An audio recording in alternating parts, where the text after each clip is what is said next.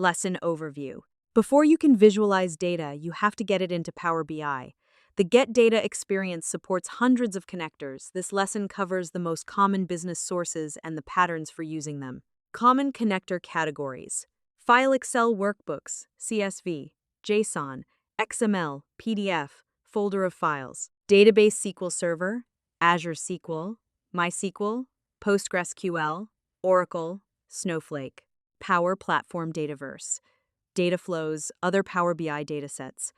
Online services: SharePoint, Dynamics 365, Salesforce, Google Analytics.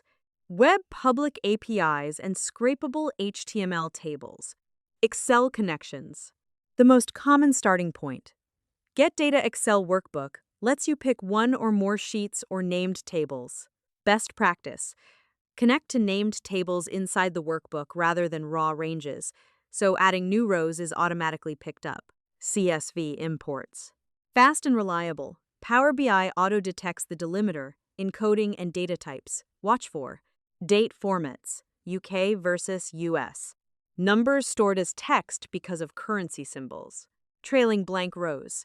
Database connections. Two modes. When you connect to a database, import data is copied into the Power BI model.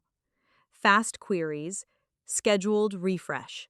Direct query Power BI queries the database live. Always current but slower visuals. Use import for most cases.